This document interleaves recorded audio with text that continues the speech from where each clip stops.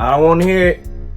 I don't want to hear your jokes. I know my Bears are trash this year, and I rarely ever do sports videos, but I'm gonna do a couple today, or actually just one, because I want to talk about a couple of things.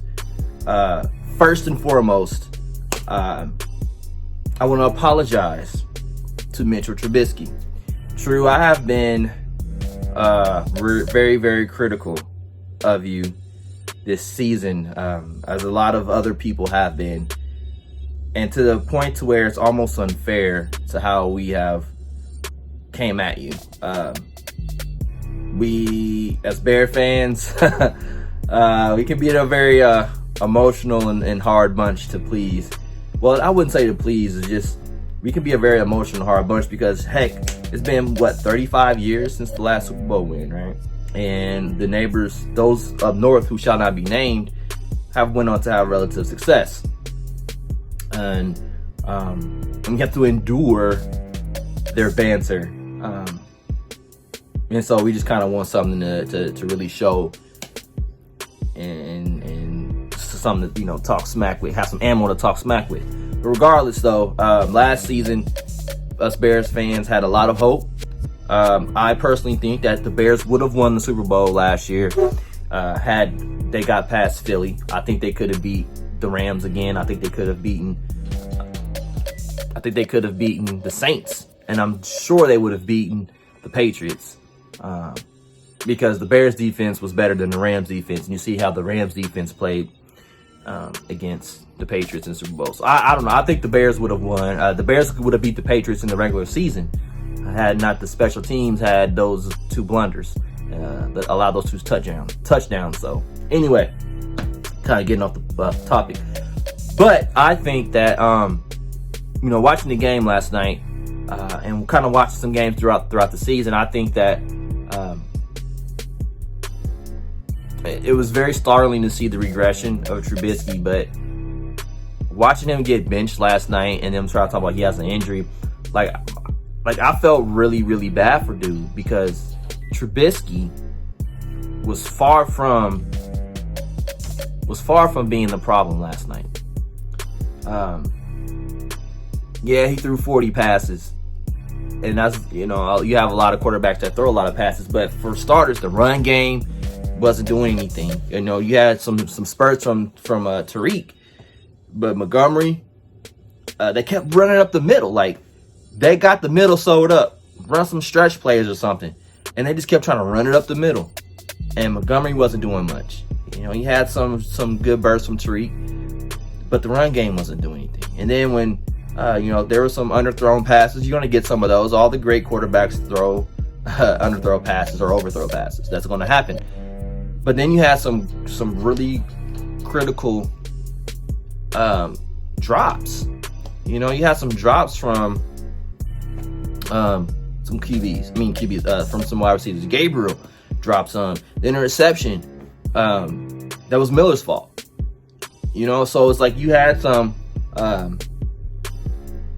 lot of that wasn't on True last night, and to really put the blame on him, to bench him like he was the problem, that really didn't sit right with me.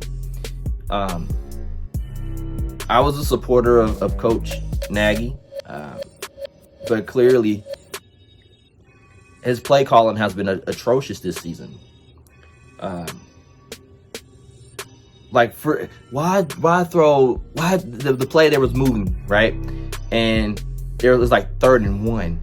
And you're going to do that, the line up in pistol and throw that. It's like, come on, like, what? Like, really? He's like, he was trying to, I don't know. I personally think that there does need to be some changes. Like, I know a lot of Bears fans talking about fire Pace, fire Nagy, and all that stuff. I'm just of the opinion that Nagy needs to not call plays anymore. And I don't know how good Helfrich is, but I'm sure there are some great offensive coordinators out there that the Bears could go find, and that Nagy needs to give up play calling. When he was under consideration for the head coaching job, and you watch how he called plays in the playoffs for the Chiefs, I'm like, this the guy? Like, I wasn't really sold then, and then we were all like, oh yeah, we had a lot of fun last season. But this season, like, the league adjusts. It's just like when Chip Kelly came into the league, and the offense they were running, I think it was like the spread or something, or I forgot what it was called. But everybody was like, oh yeah, this is gonna take over the league, and in the next season everybody had adjusted. And there's like no adjustments this season for the Bears. And that's all on coaching. That's on coaching. It's clear we missed Fangio, but I think Pagano's doing an excellent job. And defense can only do so much for so long if the offense keeps going 3 and out or not putting points on the board. And that game, like the Bears' record is not indicative of how good they are, because they are actually a really good team. They just stall out a lot on offense. And they've been in games. All the games that, they've been in games, they just can't score. And then after a while, the defense will get tired. But anyway, so I really do feel bad for True. I don't know who is the answer. I don't know who's out there. I mean, can you convince Andrew Luck to come out of retirement? That would be amazing to do. But even then, it's like you got to get people that's going to catch the ball. You got to get a better offensive line. You have to improve on the O-line. And the run game, like, they shouldn't have got rid of Howard. They shouldn't have got rid of Howard. I was upset that they did it, and now that they see that we regret it. But again, that's coach's fault, because coach didn't really utilize Howard, and he's not really utilizing the backs either. So that's why I'm saying, like, there needs to be a better offensive coordinator that they can get, and Nagy needs to not call plays. And I know a lot of people are going to say, well, there, Cap's out there, but I mean, honestly, I don't even think Cap can save this team.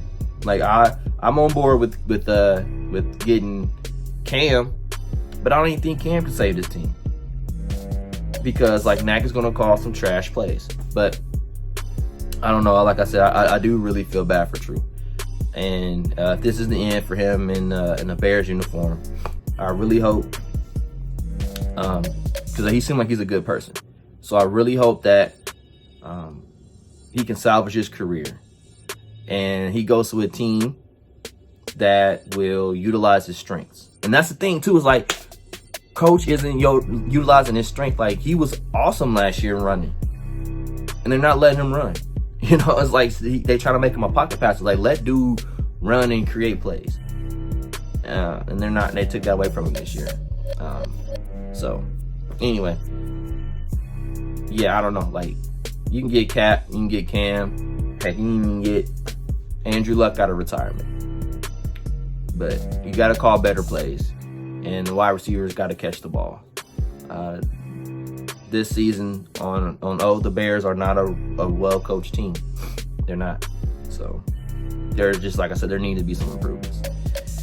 But anyway, back to True. I hope True goes to a good team. I would love to see him go to the Patriots, actually. I think McDaniels and Belichick could do wonders with True. I think I would like to see a team like the Patriots pick him up and he actually go there and blossom. But the Bears traditionally have never really had a lot of success with quarterbacks. They haven't traditionally not have a lot of success with people on offense aside from running back. So anyway, guys, that's it for my Bears lamentation. Like I said, I really hope and wish for the best for True, and hope homie gets back on his feet, gets his confidence back. And